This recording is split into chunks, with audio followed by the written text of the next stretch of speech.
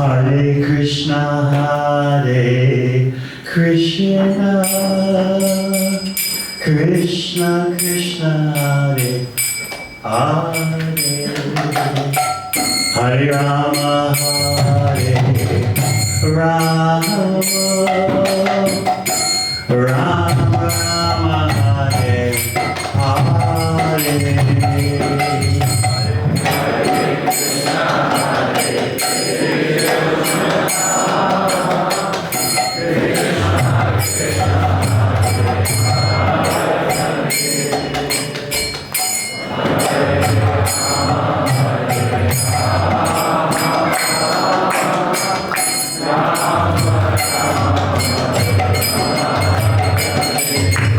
Hare Krishna, Krishna Krishna Krishna, Hare Hare Rama, Rama Rama Rama, Hare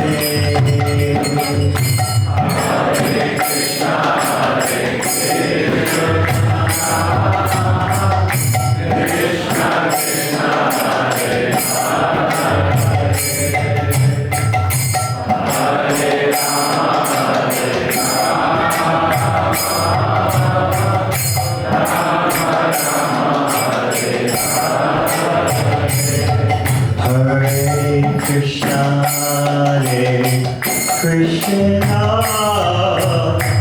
Krishna Krishna, Hare Hare, Hare Rama,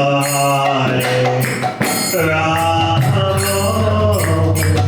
Rama Rama, Hare Hare.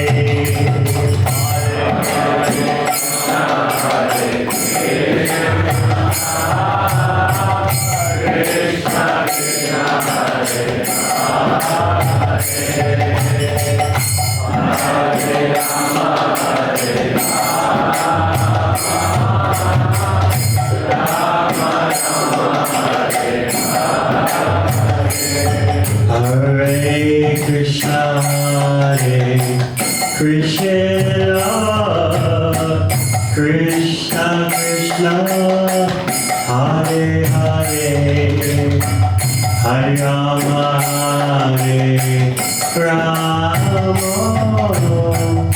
Rama Rama, Hare Hare.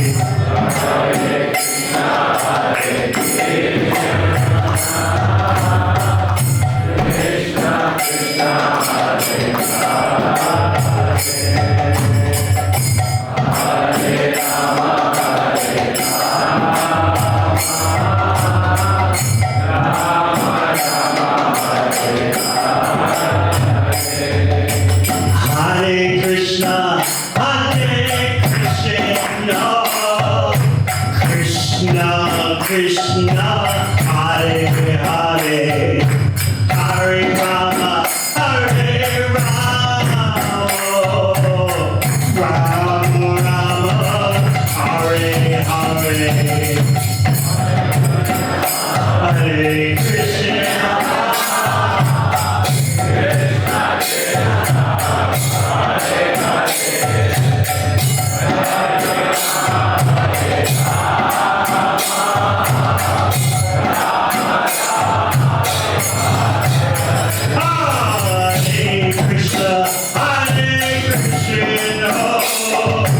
Krishna Krishna, Hare Hare, Hare Rama, Hare Rama, Rama Rama, Hare Hare.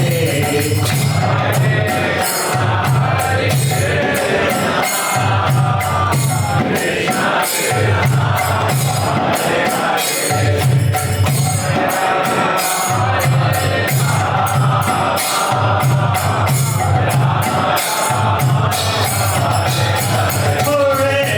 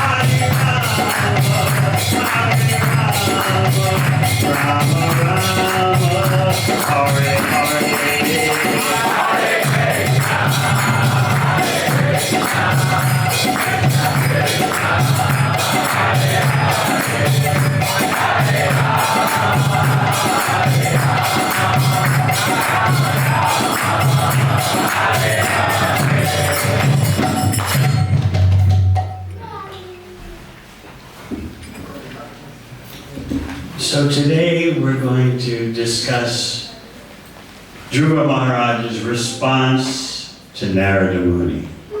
As you've been hearing, Narada Muni gave him transcendental advice. That means advice for how to live beyond the grip of material nature, beyond the dualities, the twosomes of happiness and distress, which come and go like the winter and summer seasons. Some of you may recall reading in Bhagavad Gita, where Krishna says, Matra sparsha dukonteya shitoshna sukha dukada. You have to rise above the coming and goings of happiness and distress, which come and go just like the winter and summer seasons. So Narada gave that advice to Dhruva. And what is Dhruva's response going to be? Remember, Narada first was astonished how this little boy is reacting to insults, when generally little boys don't acknowledge insults. They don't know what they are. You call a 5-year-old boy a rascal, he just laughs. And he gives him toys. Then Narada Muni said, well, if you're so able to discern insults and praise, then you should also be intelligent enough to understand that happiness and distress is external to you. It comes and goes due to your karma. It all sounds good, doesn't it? What Narada Muni is saying. But Dhruva, as we're going to hear, is not able to accept that advice. So I thought this morning, I've been thinking about what to say to you. And I thought to ask you, have you in your life ever neglected good advice? Can you give me some examples? No one wants to speak up. Everyone nods their head that they have neglected good advice. Be disciplined. Huh? Be disciplined. Like, be disciplined in what way? In good habits, continuing good habits. Like what? Sleeping early, wake up early. Huh? Can you hear upset? Wake up early. Wake up early in the morning. Someone advised you to do that, and you just thought, impossible.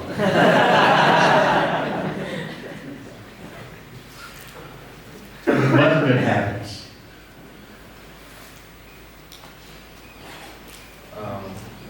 Eating sattvic food. Eating sattvic food. So someone would say that and then the person would just, what, go to McDonald's?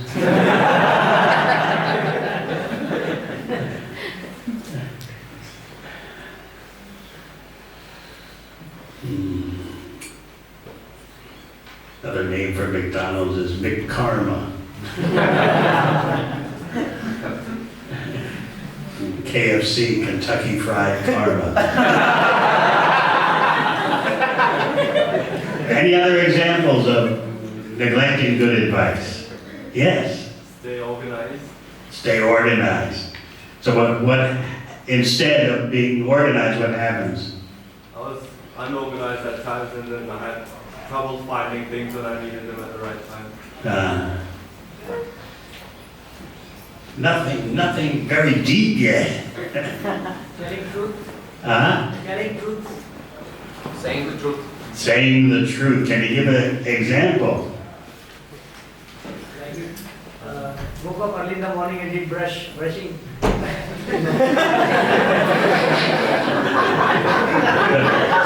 No one wants to say anything very deep. But remember, Dhruva is in the most deep situation, just like Arjuna in the first chapter of Bhagavad Gita. I hope that many of you will leave this weekend and read the whole Bhagavad Gita. Because I noticed the other day, just a few of you have done that. So life will throw up in your face difficult situations. And someone can try to give you good advice and you'll say, you just won't follow it. Now, Dhruva is going to say he can't follow it, but Dhruva will first say it's good advice, but I can't do it. So today, after we hear Dhruva Maharaj's response, I'm going to ask you, what are your reasons why not to become Krishna conscious? Why not to take up the bhakti practice? You must have good reasons. Or you must know someone who offers what they think is a good reason.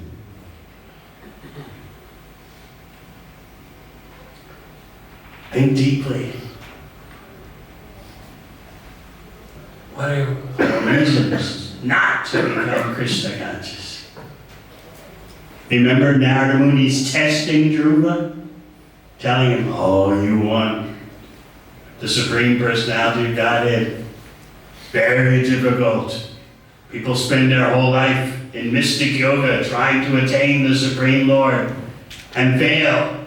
And here you are, a little boy, wanting to get the benedictions from Vishnu. Better you go home and come back when you're older. We discussed that the other day. How one notion that we often have is that full spiritual practice is meant for when you're in your 60s and 70s. And now, when you're in your 20s and 30s, is the time for what?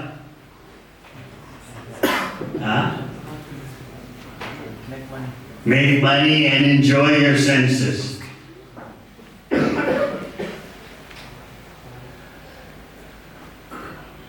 So Narada Muni was testing Dhruva. How sincere are you? How determined are you?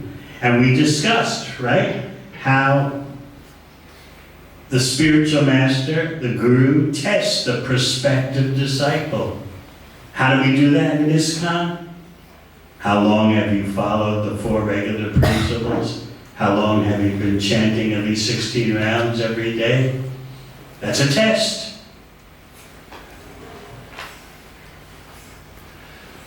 So let's go to Srimad Bhagavatam once again, and you're going to hear directly from Dhruva Maharaj.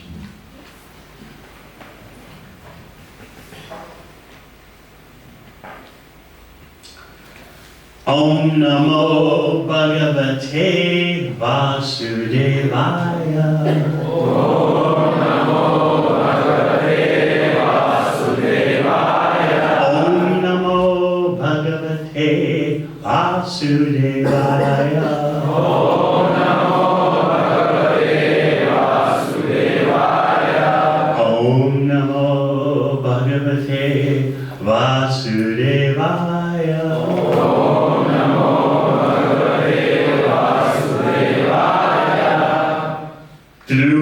uvacha.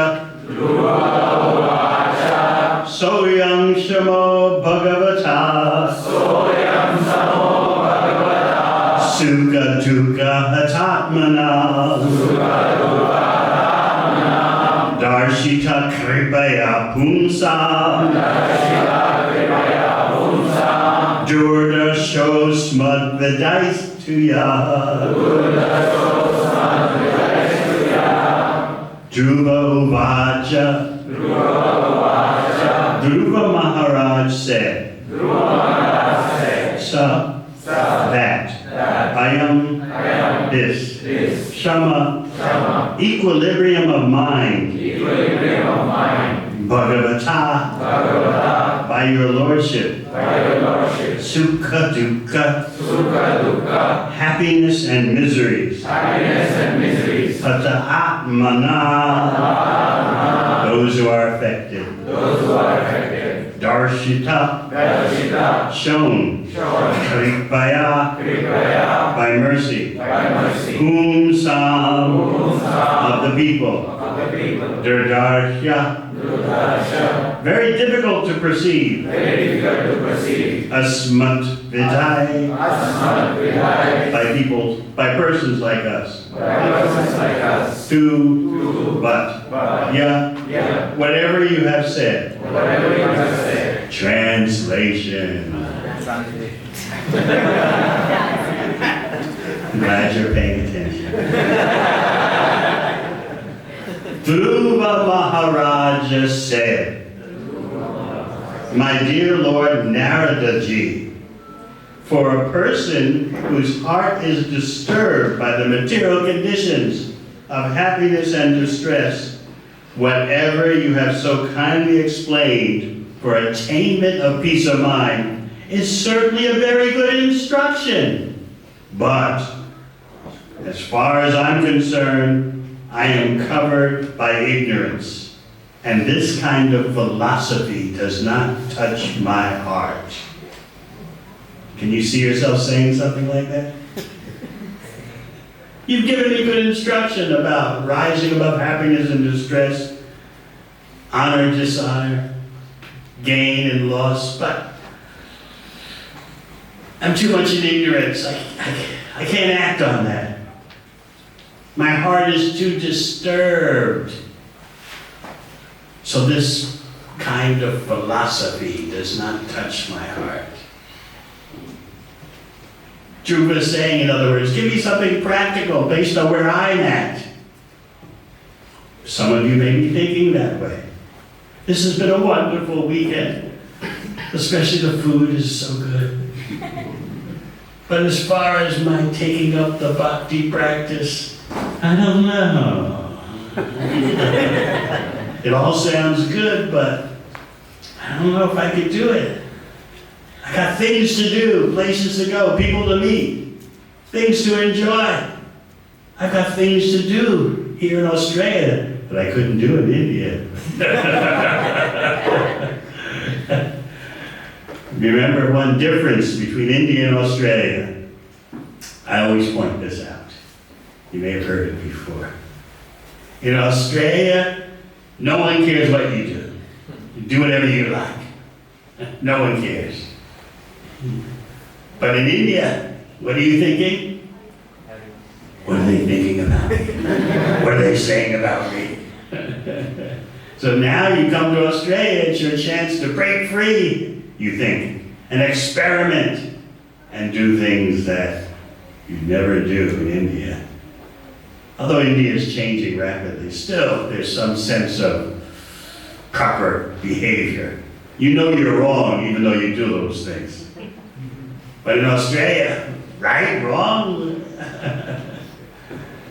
The only rules of behavior you follow in Australia are lane driving.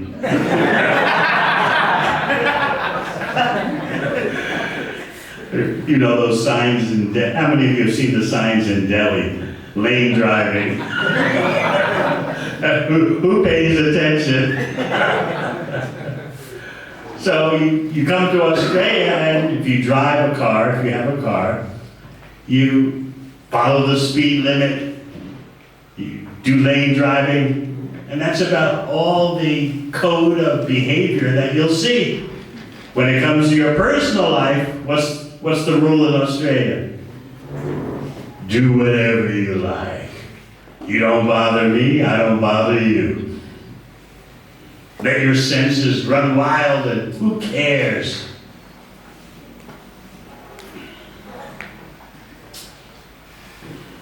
So Dhruva's response is very significant. You see, first of all, what does he do? He acknowledges, he confirms, this is good advice. But then he says, I can't follow it. It's too high for me. So some of you may be thinking, oh, this weekend has so far has been wonderful, but it's too high for me. When you're amidst such wonderful persons, you like chanting Hare Krishna, you like taking Krishna Prasad, dancing in Kirtan, hearing the talks. But when you're thinking, today you go back home. And tomorrow is work, school, or work and school. How will you maintain this spiritual nourishment that you received while you are here this weekend? I want to focus on part of Srila Prabhupada's purport. It's very wonderful, the whole purport. But we're going to start in the paragraph that says, in Bhagavad Gita. Can you find that in the purport?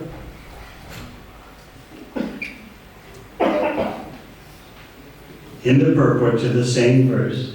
Are you able to follow? Yep. Okay.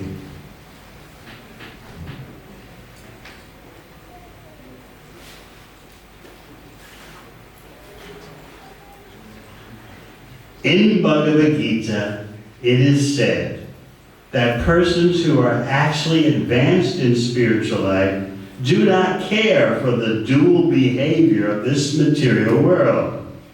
But Dhruva Maharaj frankly admitted that he was not beyond the affliction of material distress and happiness.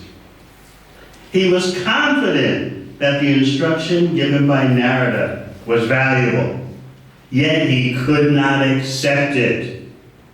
The question raised here, and this is an important question, the question raised here is whether or not a person afflicted by material desires is fit to worship the Supreme Personality of Godhead. The answer is that everyone is fit to worship Him, even if one has many material desires to fulfill. He should take to Krishna consciousness and worship the Supreme Lord Krishna, who is so merciful that He fulfills everyone's desires. Through this narration, it will become very clear that no one is barred from worshiping the Supreme Personality of Godhead, even if one has many material desires. So what do you think about that? There's hope for you, yes? How many of you here in this room have zero material desires? Raise your hand. But you're here. And Dhruva is showing you by his example. Yes, you are not barred from bhakti. In fact, you are welcome. You're welcome to the bhakti practice. Now, again, understand Dhruva's nature of response.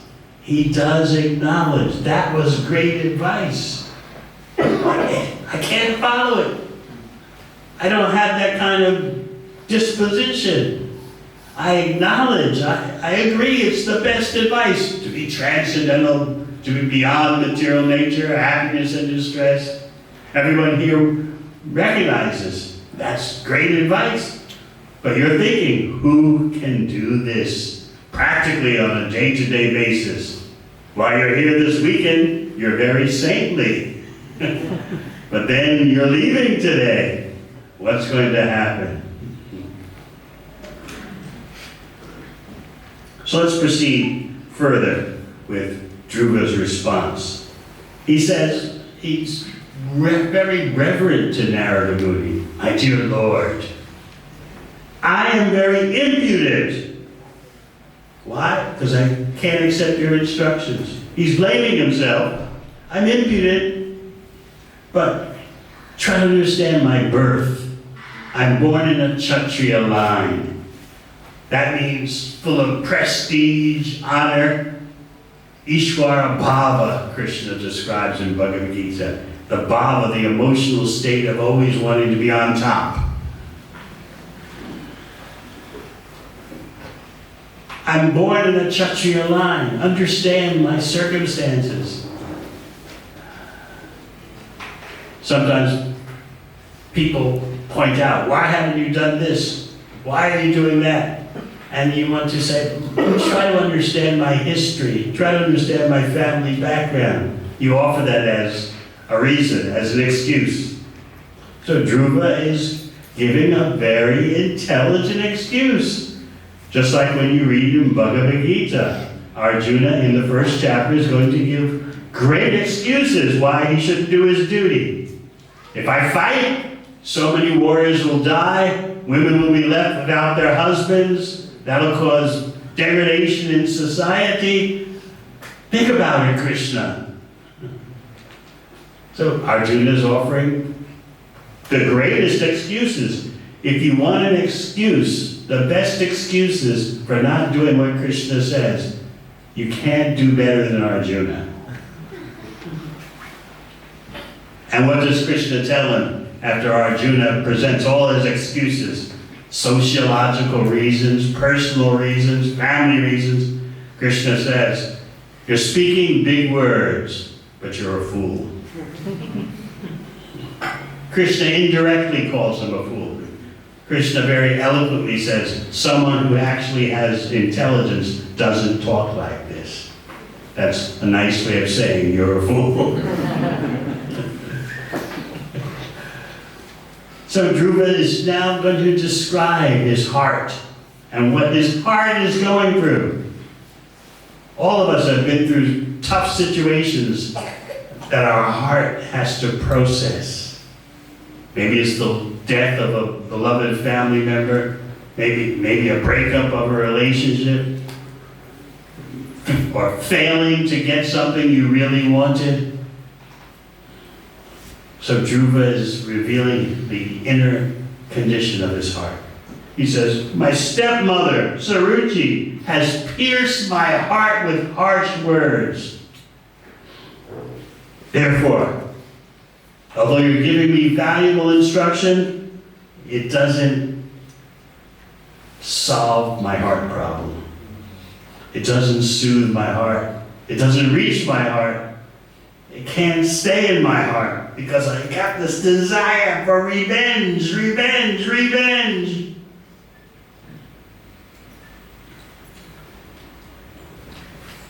In Bhagavad Gita, 16th chapter, Krishna explains, Trividam Narakashiram, Dwaram Nashanam Atmana. There are three gates to hellish situations, three doorways.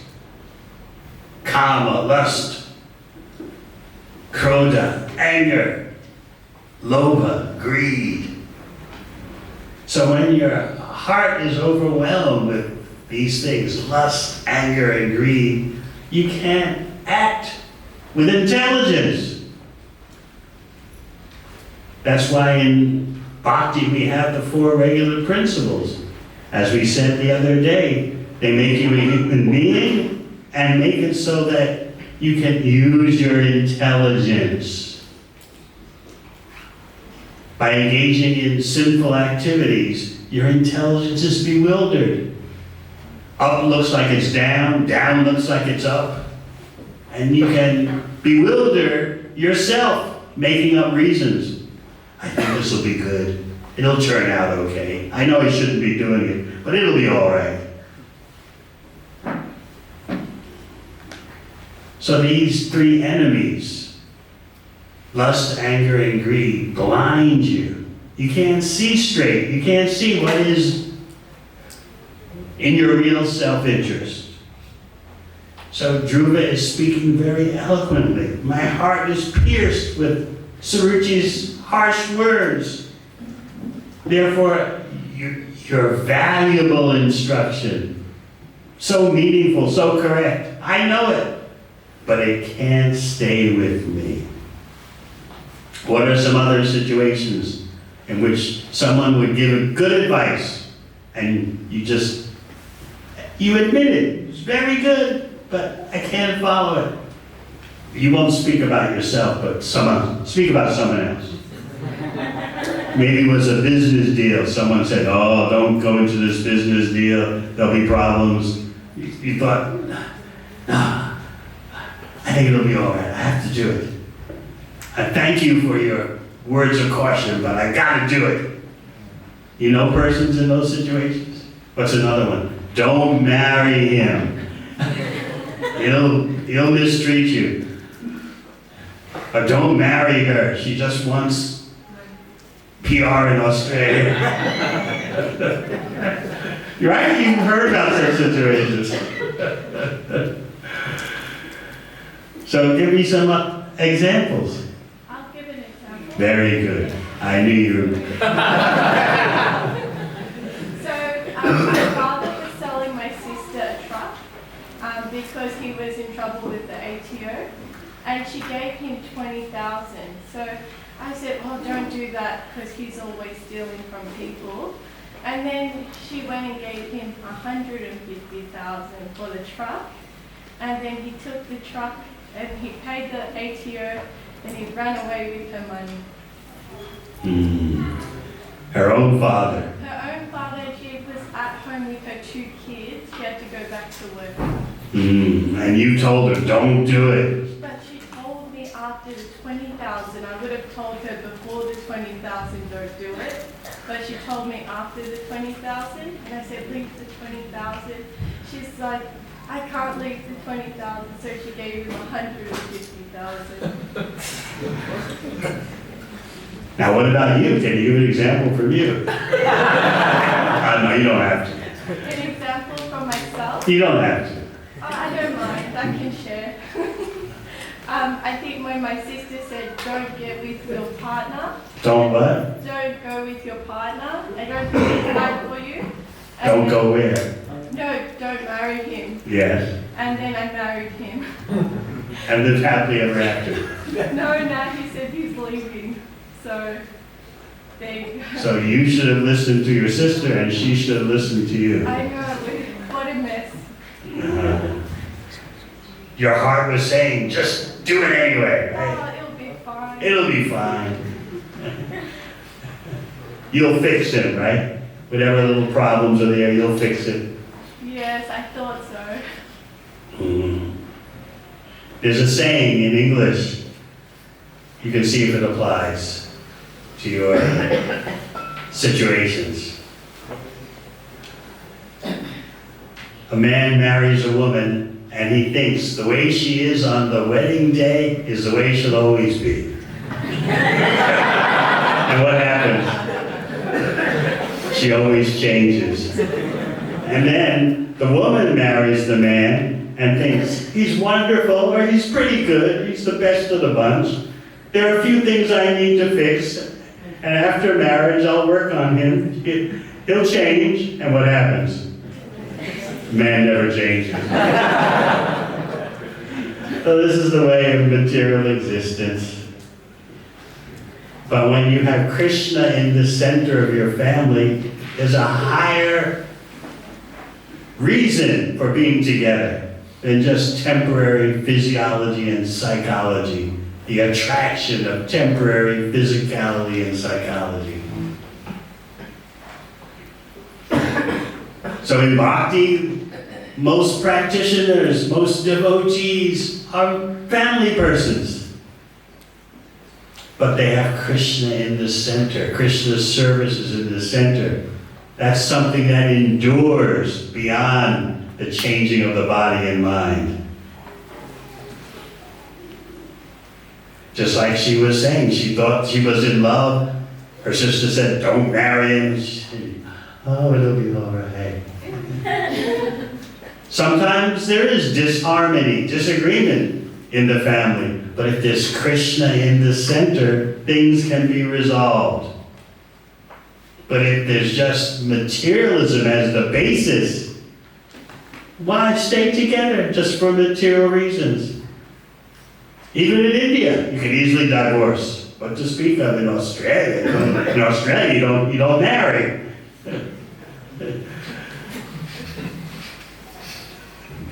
So having Krishna in the center of your family is the great advantage for staying together and ironing out any differences.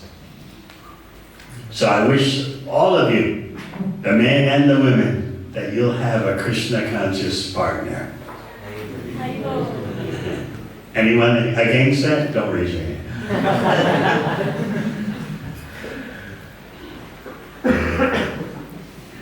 So Dhruva's heart is so broken, and he has this desire to counteract Suruchi, get revenge.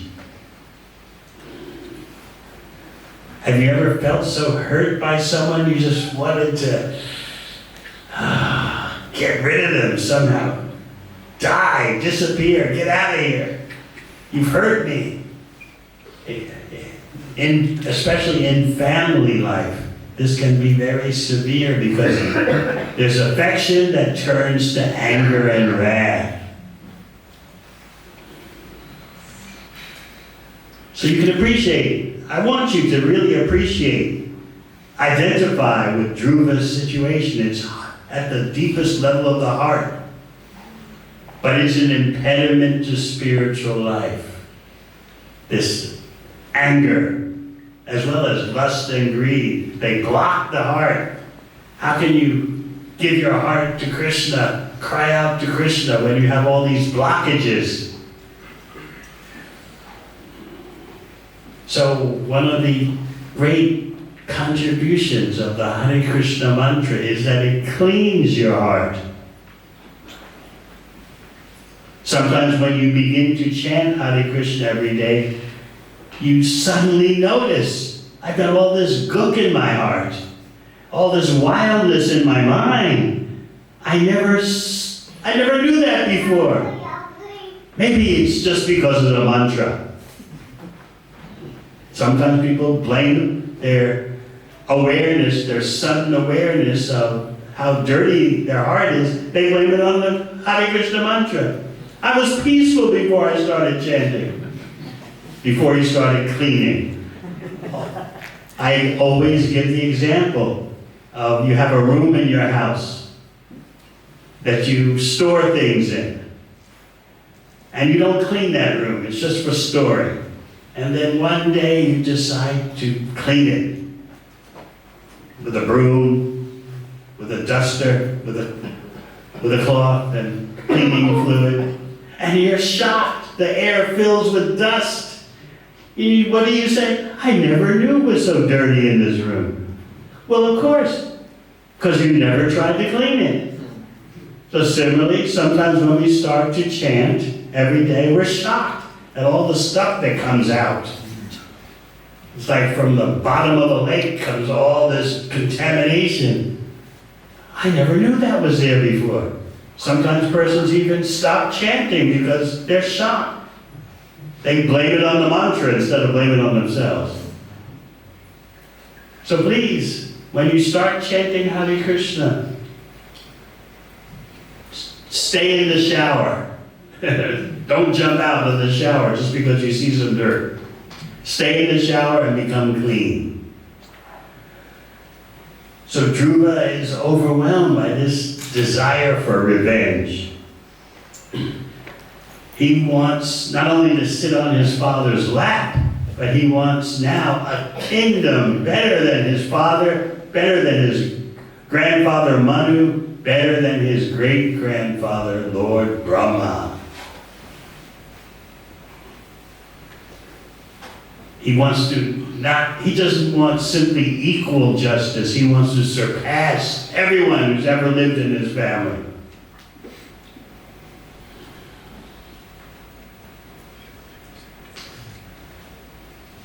Now, Dhruva is implying something. He doesn't say it directly, but he's implying, Narada Muni, your advice is for those weak, mild brahmanas. I'm a Kshatriya.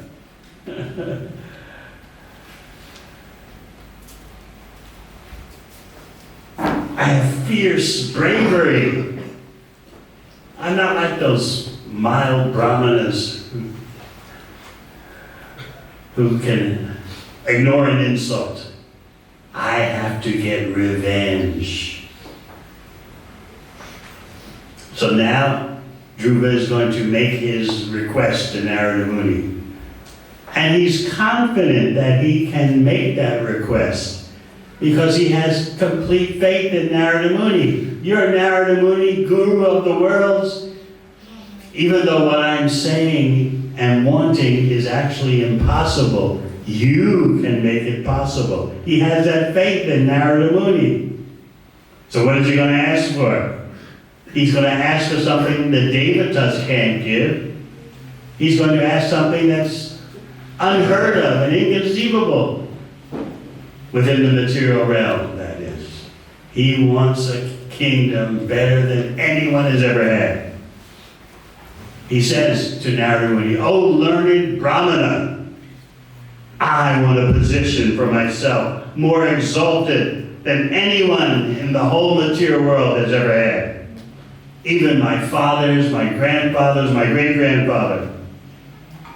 Please teach me how to do it. Show me the honest path, how to achieve my goals." Now notice he says, show me the honest path. He doesn't want to cheat. He wants to get what he wants. He wants to get his revenge in an honest way. So what's the honest way?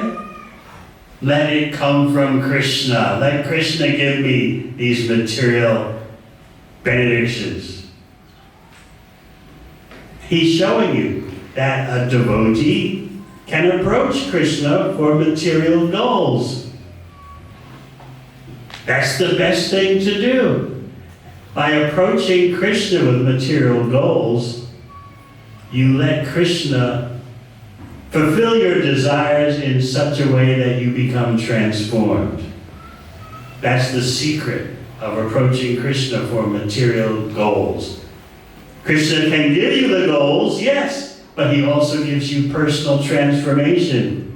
He elevates you to a level in which you can see. It's better to ask Krishna for pure devotion, pure love. So Dhruva is saying to Narada Muni, show me the honest path for fulfilling my desires. Dhruva has complete faith in Narada Muni. You can teach me the way, how to fulfill my material desires. So you're welcome to approach Krishna with your material desires. In fact, that's the most important way to accommodate your material desires. Come to Krishna. He'll sort you out. Just like Dhruva is going to be transformed. So we don't want you to think that because you have material objectives and goals, bhakti is not for you. Krishna is kind and affectionate to everyone.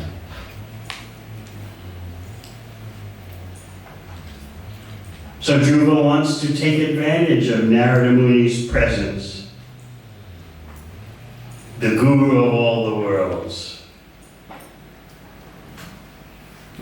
Now notice, he's not asking Narada Muni for pure devotion, for pure love. He doesn't know any better. He's a little child, and Narada Muni understands. What Dhruva wants is childish. Even though Dhruva wants the greatest kingdom ever, Narada Muni considers that to be childish. Dhruva wants Narada Muni to arrange with Krishna that Dhruva gets such material rewards. Narada Muni knows you're being a little boy, you don't know what to ask for. But still, Narada Muni gives him instruction. You want to please the Supreme Personality of Godhead? This is what you do. Go to Vrindavan, go to the forest of Vrindavan named Madhuvan, and there perform austerities. So Dhruva is going to follow Narada Muni's instructions very strictly with great determination, all for the motivation to get the biggest kingdom that anyone ever had. So we can learn from Dhruva's determination. What about his goals, though? His material goals are showing you that anyone can approach Krishna, whether you're free of material desires or full of material desires. We asked you before, how many are free from all material desires? You don't want anything material. No, you have material objectives. You want a nice family, nice home, PR, so many things. Come to Krishna. He's the well-wisher of all his devotees. He's the reservoir of kindness.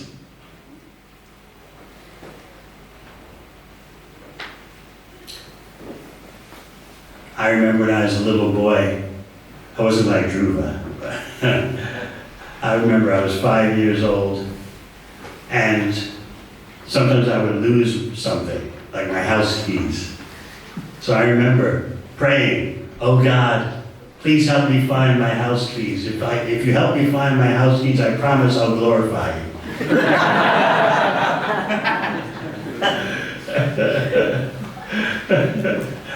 I always used to do that as a little boy. So Dhruva is childish in the same way. Give me the greatest kingdom more than my father, grandfather, great-grandfather. So Narada Muni knows this is childish, but he's a child. Let me instruct him in a way that he'll please Krishna and he'll be transformed. So this evening we'll talk more about Dhruva's transformation and what he actually asks for once he gets the darshan of the Supreme Personality of Godhead in one of his many forms and incarnations. But first, today, as I said in the beginning, we want to focus on excuses why we should delay our spiritual life. Reasons for putting it off, or even reasons for not doing it. Who can be the first? It doesn't have to be your personal reason, just reasons that you've heard others say. I think that'll be easier. Yes? I've had someone say that they want to enjoy life at present, and when I told them about ISKCON, they said it's too restrictive. When you told them what? When I told them about ISKCON and Bhakti, they said it's too restrictive and too rules and regulation based. What rules they particularly don't like? The 4 principles. But those are just to make you a human being. And to give you a chance to have higher pleasure. All the material pleasures come and go so quickly. But no one wants to admit that. They think that's the way it is, so you gotta go for it. They don't understand, in Bhakti we are offering a superior lifestyle. Sattvic and beyond sattvic. But they're in the mode of passion and ignorance. They want passion and intoxication. And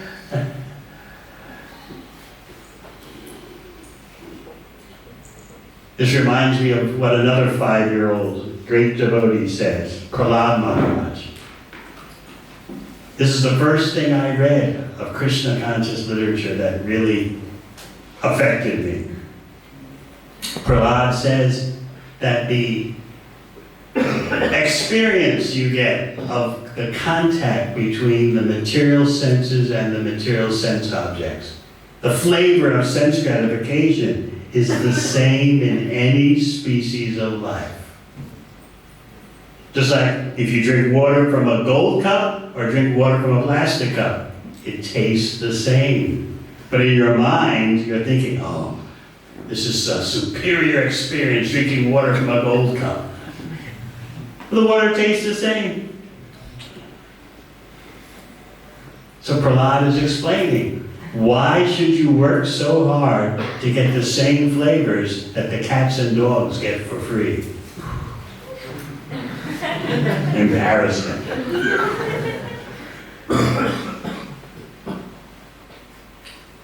When I read that as a 21-year-old, I was devastated.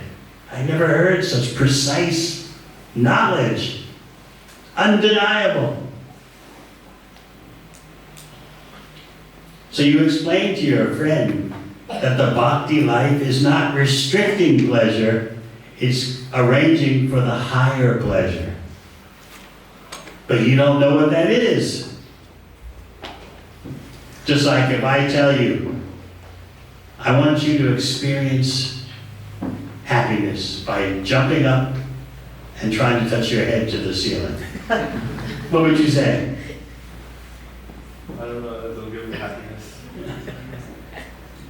You have a higher understanding of happiness than trying to jump up and touch your head to the ceiling here.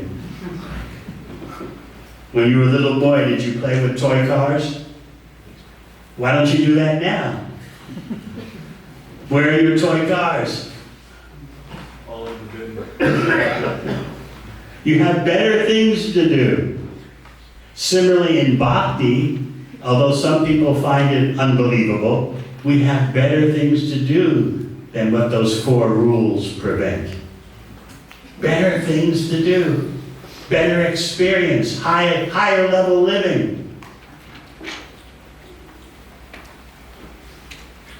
At least such friends are not telling you that. It doesn't matter what you do, it's all spiritual.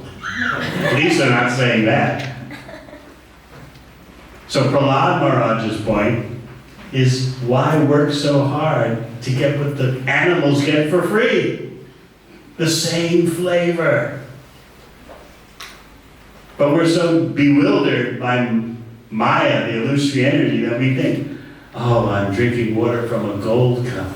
It's so much better than drinking from a plastic or tin cup. This is illusion. And furthermore, the activities that the 4 rules prevent you from, those activities bring distress. And they may say, well, we're not feeling distressed now. But what happens is, when your body breaks down, which it will, right? From old age, disease, and death, because of your attachment to sinful activities, your attachment to your body is so intense that you suffer so much. The sinful activities make you so attached to your body that when you're sick, when you're old, when you're dying, you practically go crazy because all you know is your body. And it's finished, it's breaking down. It's destroyed by old age, destroyed by disease, destroyed by death. Ask them, what about that? And what will they say? Oh, anyway, just get it while you can. I tried telling them, Maharaj, and they just stopped me. They said, no, I don't want to discuss it any further. That's right. Better to be stupid. What can you do if someone wants to cling to being stupid? There's nothing you can do. Give them some prasad. Pop a samosa in their mouth.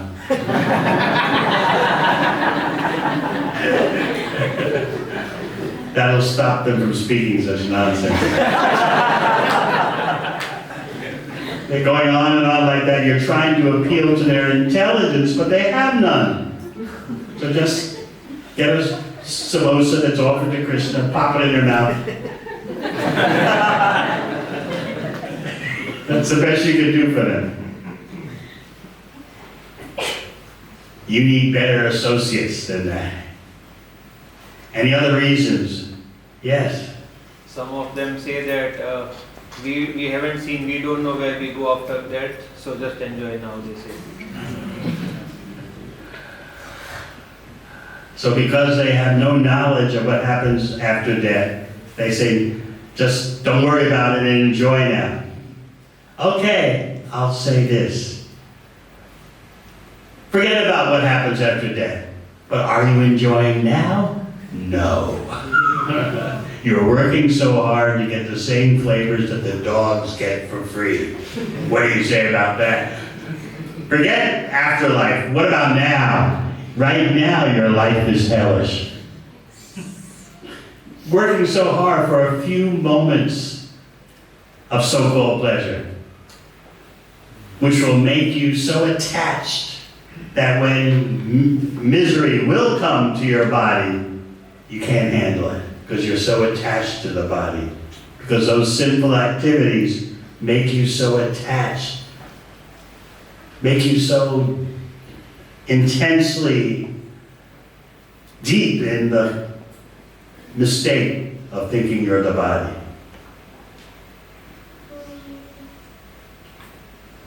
So forget about the future. Right now you're suffering. What happens whenever you want to materially enjoy? You must work. You must struggle. But you don't think it that way.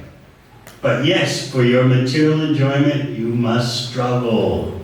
Struggle means not simply at a job. It means with your senses, with your body, with your mind. You have to arrange this, arrange that.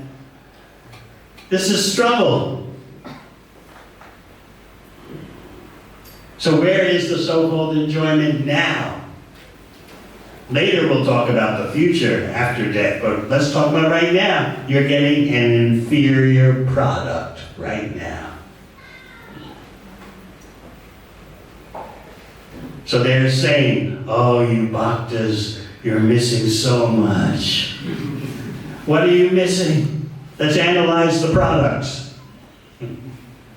We'll hear this evening how Dhruva presents his superior sense experience, his transformation of his senses due to his devotional service.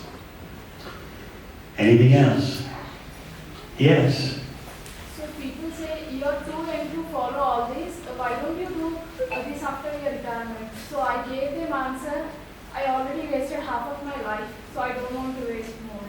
If I can't do it now, I can't do it. It'll be harder in the future. They don't know when they say that. Wait till you're old. Narada Muni was testing Dhruva and told him that. Better when you're old. It's very difficult to attain the Supreme Lord. Go back home. It's very difficult now. But he's just testing him. The overriding principle is immediately take up your spiritual devotional service. So people don't, they say like that, they don't know what old age is like.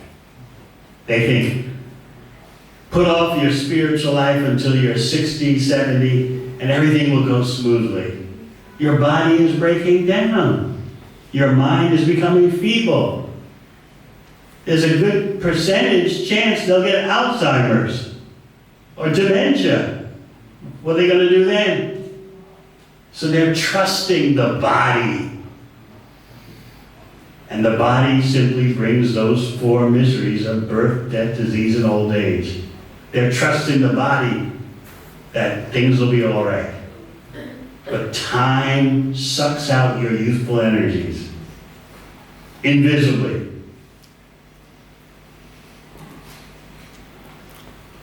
You see when you're walking around in the city, you see old ladies and old men. Do you ever think you're going to be like that one day? Wrinkled skin, slumped over, hunched over, walking with a walker. Yes, that'll be you. And where will those friends be who say, oh, you enjoy while you're young, take the spiritual life when you're old? Where will they be? What will they be like? They'll have wasted their whole life with body attachment, and therefore their old age and their death will be very painful because they're so attached. Can you understand it? They're attached to the body as the self due to those sinful activities.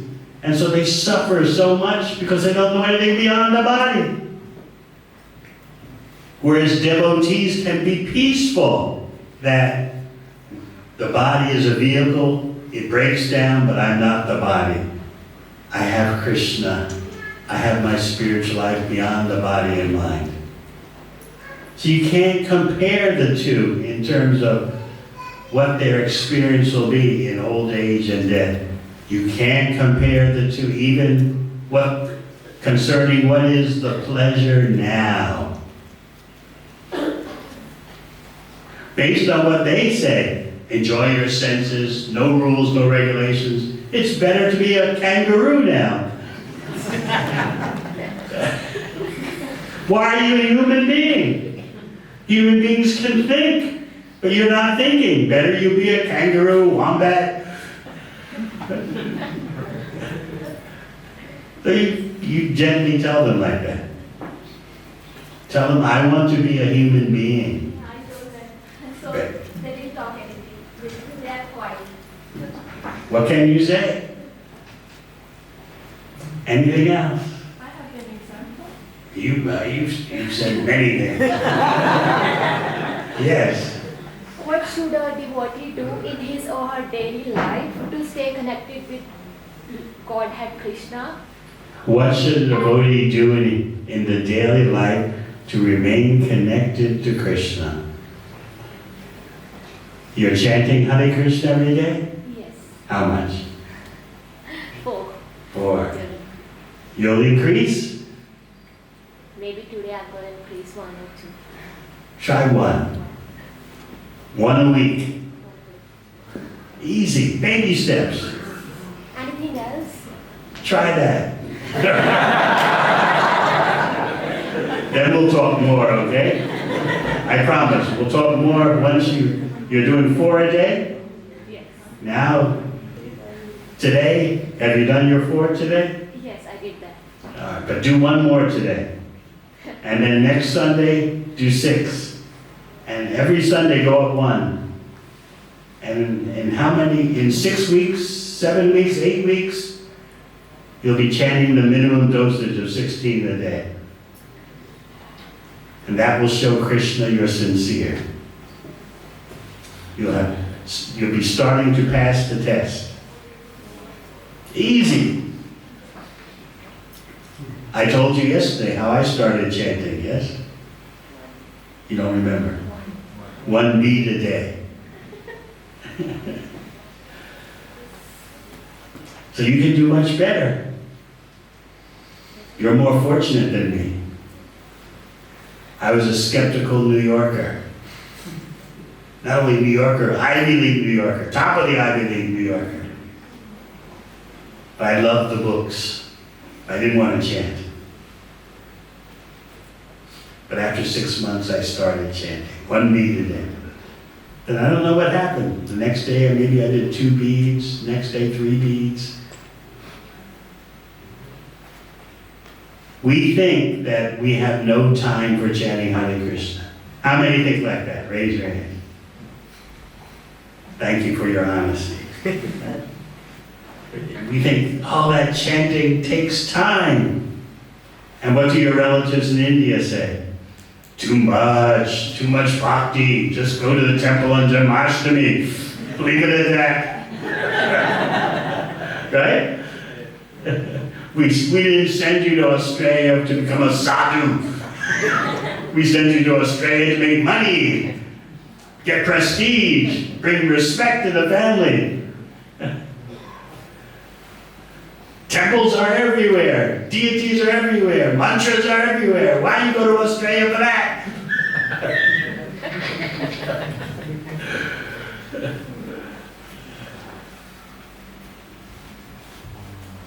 I often tell the story of one devotee named Brahmakund. Any of you know Brahmakund? Yes.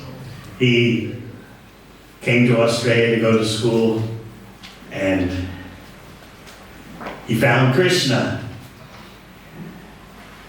And so his parents in Delhi heard about it. What is this? What's he got himself into? So the father tells the mother, go to Melbourne, find out what he's up to, give me a full report. So the mother flew to Melbourne and started observing her son. What are you doing? What is this temple life? Maha mantra, prasad, what is all this? We sent you here to make money. And then after a while of her observing her son, she started thinking, this looks very nice. So she started chanting Hare Krishna. So then, what is her husband thinking at home? I sent my son, I sent my daughter to my wife to observe my son. Now both my son and my wife are chanting Hare Krishna. I will go and fix the situation. So he flew to Delhi and he said, I want to meet that Swami who's caused all these problems. He blamed me for something. So I remember sitting in a room and there was the son, happy in bhakti, there was the mother, happy in bhakti, and there was the father, the husband, angry. And so he would explain to me what he thought were very logical reasons. If my son doesn't achieve the CEO position in life, he'll be very disappointed. My son is meant to, and then he would always gesture with his hand, he's meant to rise on the corporate ladder. He would do that over and over again. And the son is sitting there, and the father doesn't see, but the son is... The son has a good job, by the way. It's not that he's neglecting his material duties, but his father expects, he's in Australia, he must...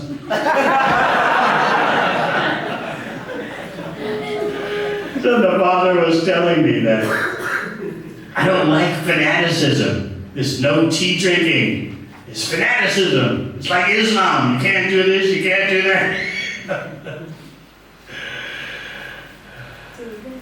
So I must, in the morning, meet with my friends. He's retired.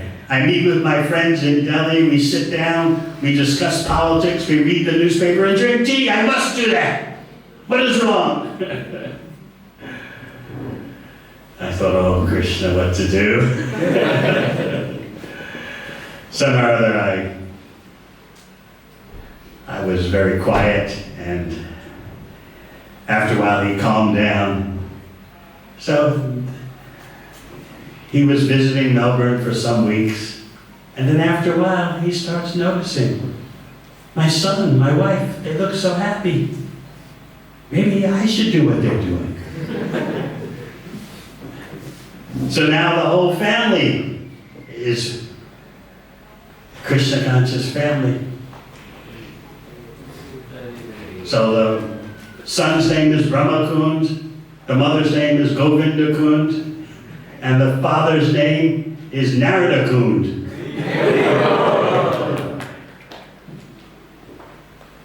So my point is that he was arguing at first. He was completely against it, but then he saw the effects on his family. My wife looks so happy. My son looks so happy. They have so much knowledge. I have nothing. What am I getting from reading newspapers every day and drinking tea? I'm getting nothing from that. What do my friends know? We talk politics. He said, it's actually so boring talking about Indian politics. So gradually he changed. Anything else? Yes. One of the things I picked from yesterday's topic was that devotional service is beyond moksha. Yes, very good, very deep point. Yeah. So I have two questions. Why is that?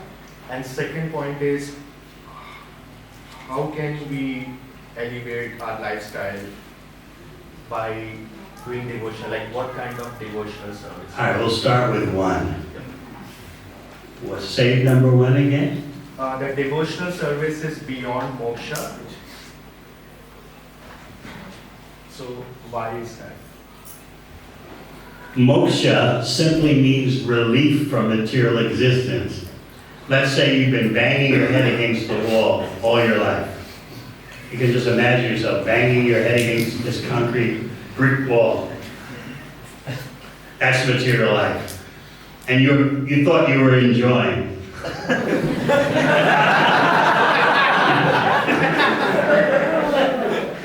And I get you to stop banging your head against the wall. That's moksha.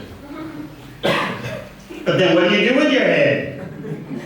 You need positive spiritual activities. Otherwise, if you don't know what to do with your head, you'll go back to banging it against the wall. So moksha simply means stop material activities.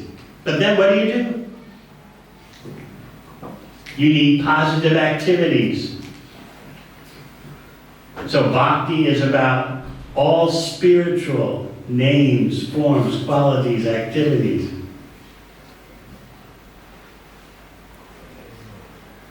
But you may speculate that once you stop material activities, there's just nothing.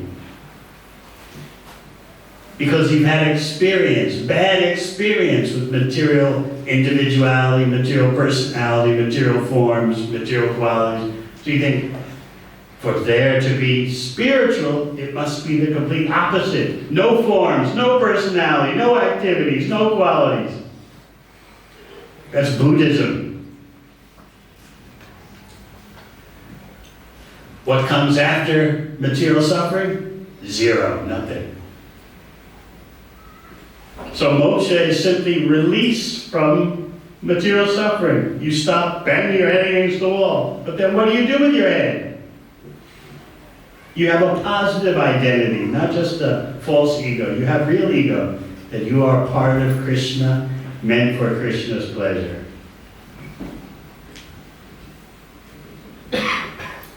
So unless you know what positive to do after getting free from material existence, you'll go right back into material existence again. Because you need activity. You need relationships. You need love. Moksha doesn't offer love. It's relief from material love, but it doesn't give you any spiritual love. Where's Krishna? You're like a criminal who got out of jail. You got paroled. Then what are you going to do now? I don't know. I'm out of jail. That's all I know. I'm out. What are you going to do? I don't know. I'm out. That's all I know.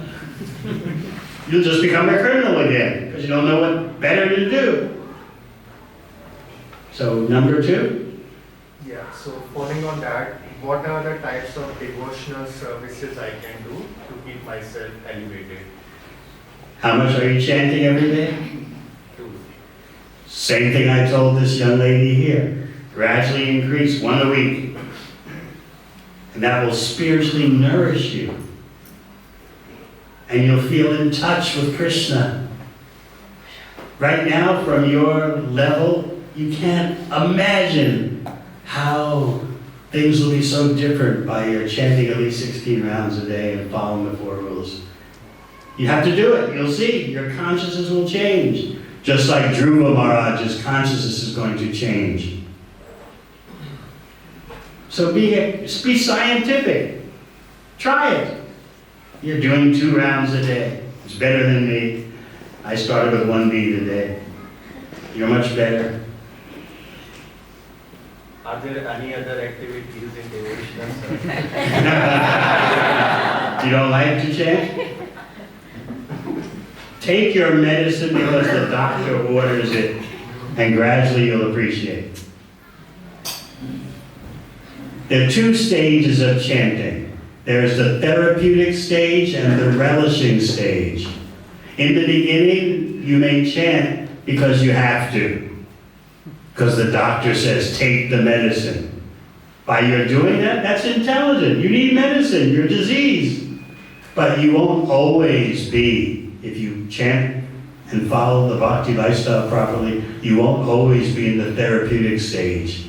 Gradually, you'll taste the sweet flavor of chanting Hare Krishna.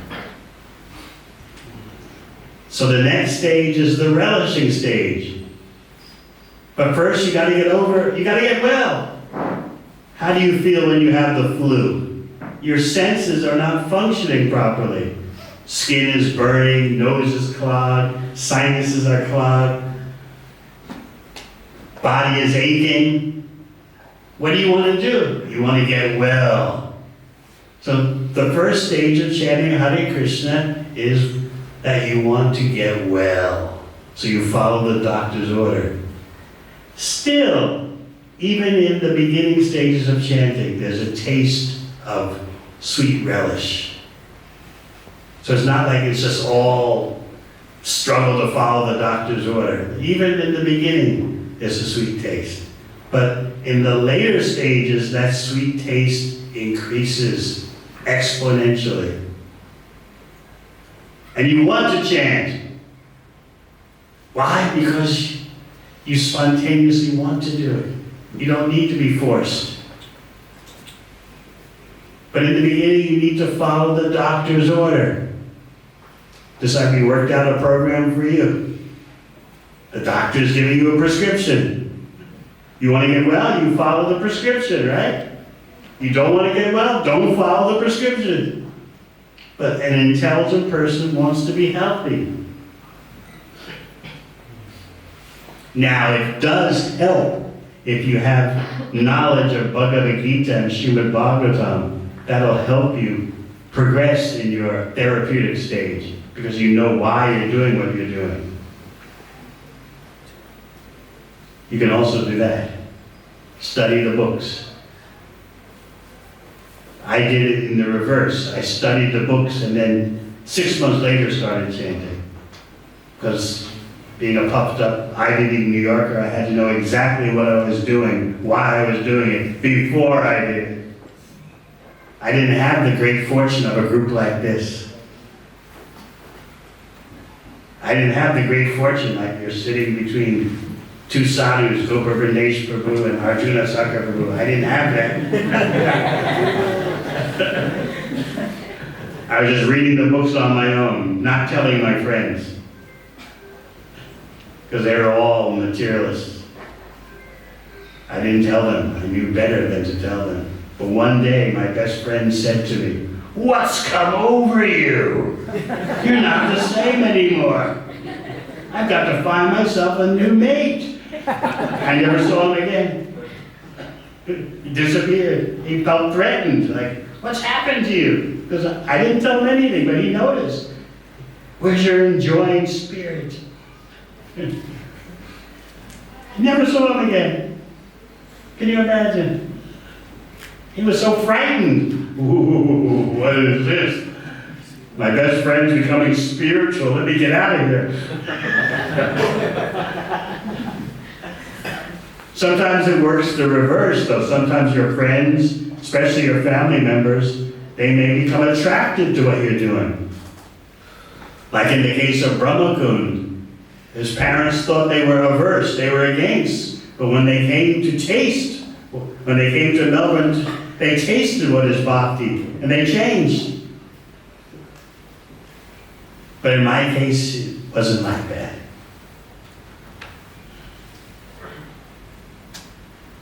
Anything else? Yes. One of my friends have a full opulence of material, like name, his dad property and full setup of business. So how we can understand what is the importance of bhakti? What is the importance of what? Bhakti for that person because he is enjoying. If he's intelligent, he'll think, how long will the enjoyment last? It's also temporary. Even if it lasts all his life, how many years is that?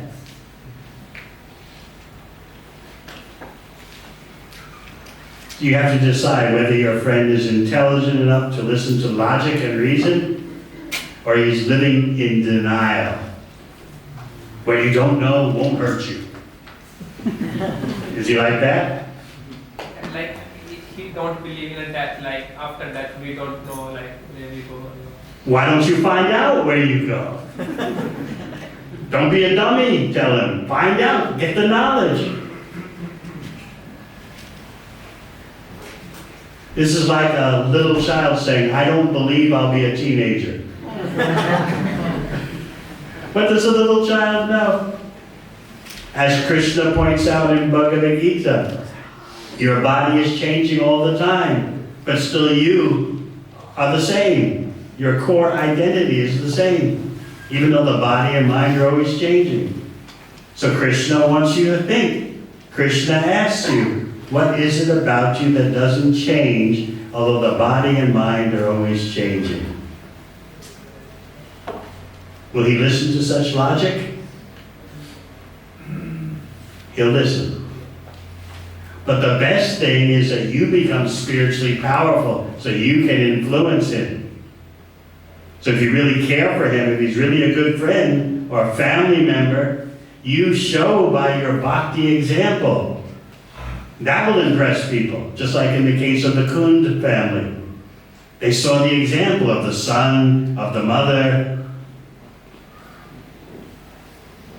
There was just the sister who was left. And 20 years later, she became a full devotee.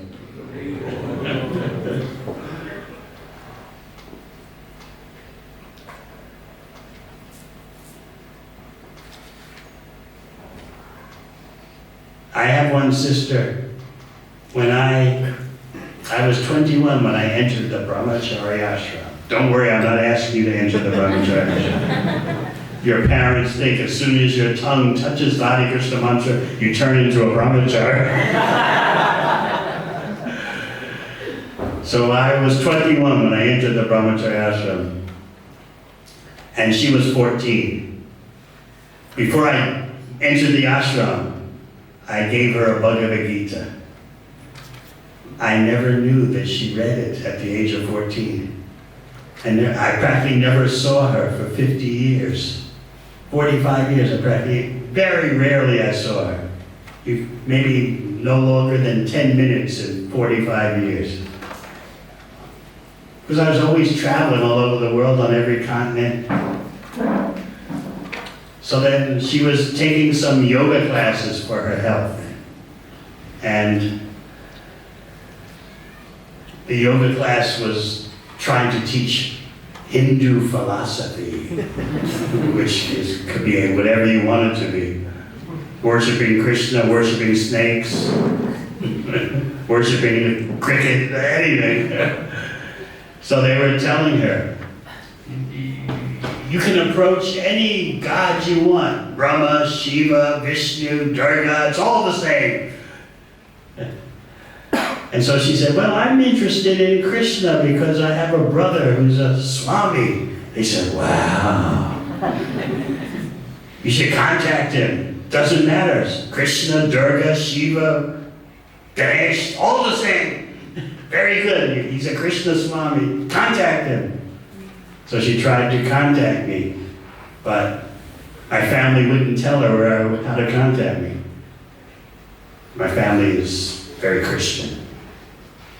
They didn't want her to be influenced. They detected, uh-oh, what's going on here? But she finally found me. And she told me, you know that book? I read it 50 years ago when I was 14. And she didn't tell me, but she actually went to the ISKCON temple when she was 14 just to see. She saw the deities she never could forget. Radha Govinda. She saw them when she was 14. Now she's in her 60s.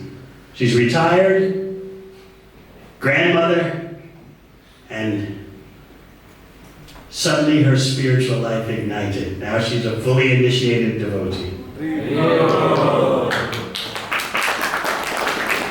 So sometimes things take time. It took her 45 years. More than 45 years.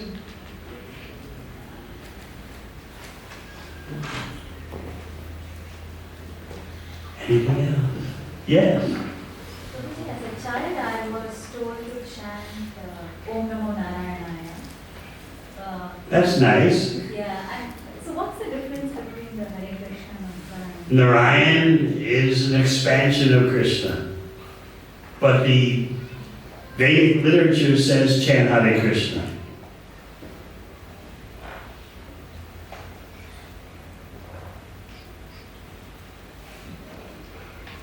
Now, you weren't thinking that you're Narayan, were you? No, not that. It's just that I think there are different traditions across India. So there But this is the point. This is why we have so many books. Because people will say, like you said, oh, there's so many traditions, this one says this, that one says that, so many sannyasis, so many swamis, so many babas. Sometimes what people in Australia who don't know anything about India, they say, oh, I've been listening to so-and-so Baba. I say, come on, in India every village has a Baba.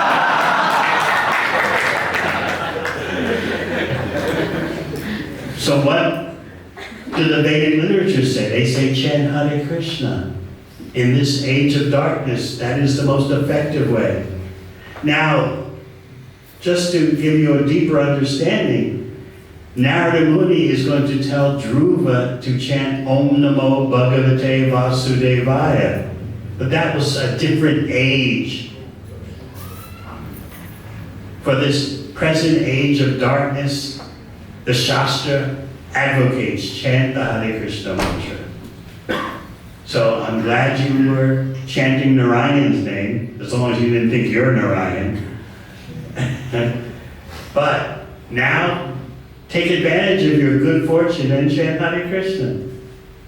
Narayan is an expansion of Krishna. But by worshiping Krishna, all of Krishna's expansions are included. Narayan, Vishnu.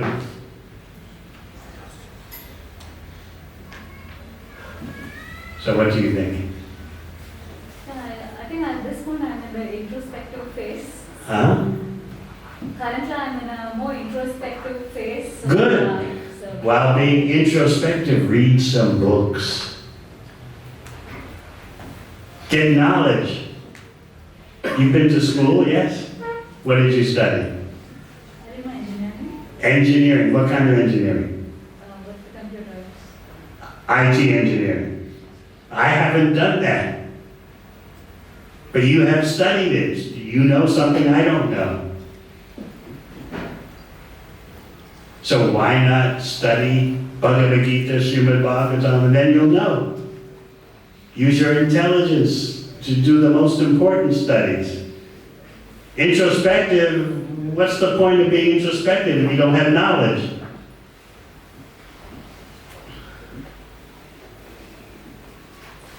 But get knowledge and then be introspective.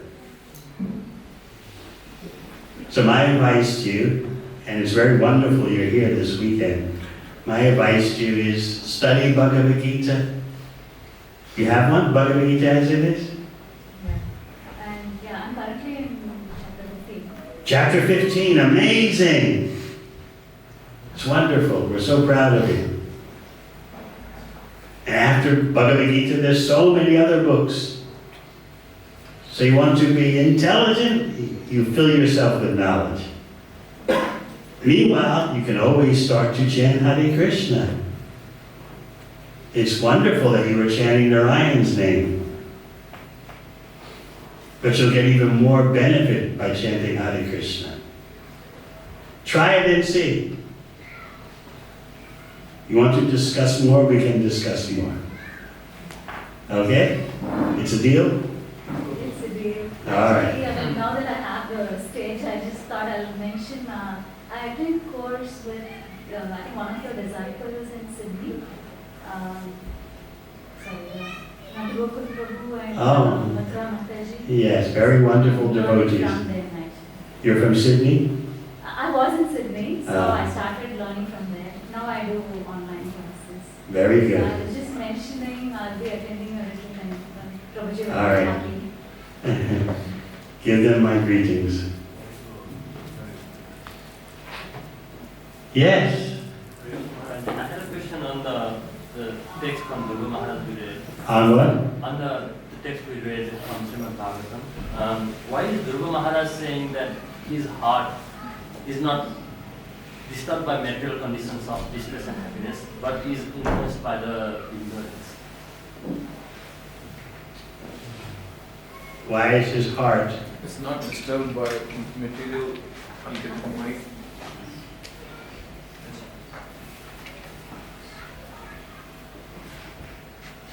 Maharaj, I was asking, why is Dhruva Maharaj saying his heart is not disturbed by material conditions of happiness and distress? It is disturbed. His heart is disturbed. When he was rather saying that he's rather covered by ignorance. Yes. Out of material attachment. Remember the 3 gateways to hellish existence? Lust, anger, and greed. He's angry. He's feeling dishonored. He wants to strike back.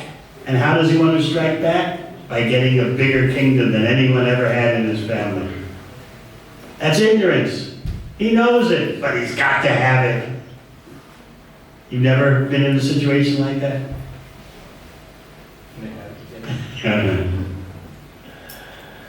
That's why I was asking all of you. You know of someone, if not yourself, who's been in a situation of getting good advice, but not following it. You don't want to admit for yourself, but maybe friends, relatives. She admitted for herself. Yes. How did you clear your first test proposed by Krishna in your spiritual journey? How did I clear my first test? I studied the books before the exam.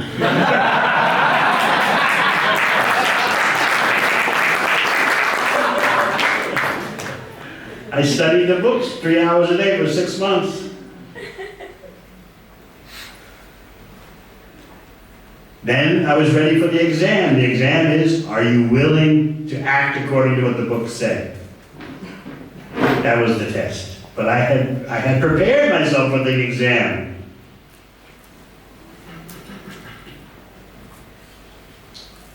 So when my best friend disappeared, it was not a problem for me.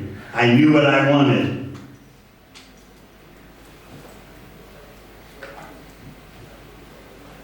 And I had a lot of pressure. You don't know what it's like. Be a Yale graduate and then some months later you become a brahmachari. But I had the knowledge, so I was able to pass the test. Okay? Yes? Hare Krishna Maharaj. Maharaj, my question is somewhat related to what Prabhu just said. Like you mentioned yesterday that you read the books and then 6 months later you started chanting. So what made you serve Radha Vallabha full time? Like what was your turning point to be a brahmachari and serve Prabhupada full time, Maharaj? Once I started chanting, putting the books into action. Otherwise, for 6 months, I was just storing up so much knowledge. I loved the books. I read Bhagavad Gita, Nectar of Devotion, Teachings of Lord Chaitanya, Sri Upanishad, Krishna book. I read them all twice.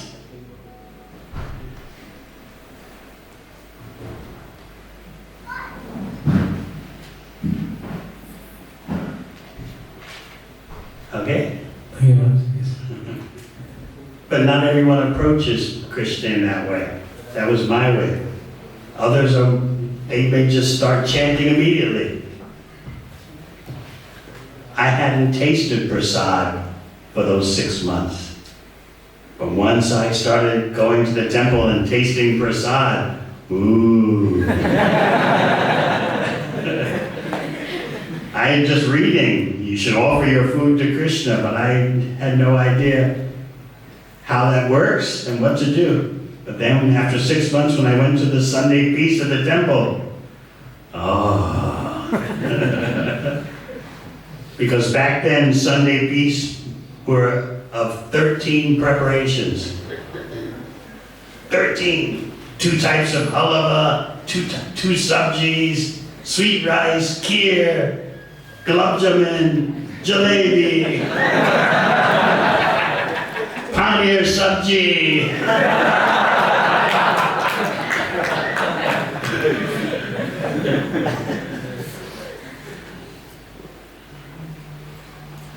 And then also I started participating in kirtan.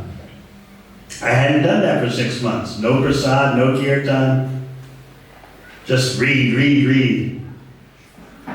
So when I finally went to the temple, I was ready for everything.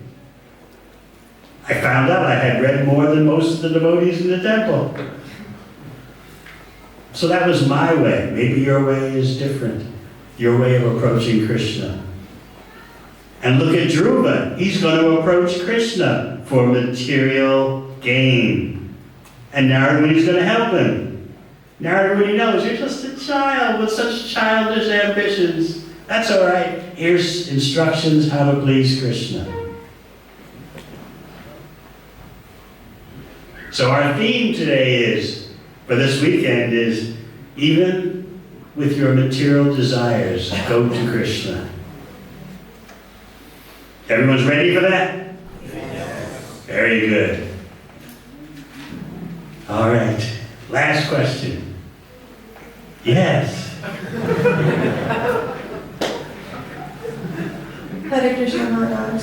I have tried to read Bhagavad Gita like 3-4 times, but I've never been consistent. I've stopped after first chapter, and every time I then start again from the beginning, and it's the same every time. I don't know why. So what would you like to know? How do I stay consistent with reading it and applying it into my life? You need to join a group that's studying Bhagavad Gita. You're living in Melbourne? Yes. Someone can help you with a group, maybe in your neighborhood. Which part of Melbourne do you live? South Yarra. South Yarra. That's not very far from here. Not very far from the temple, though. 15 or 20 minutes, walking or driving?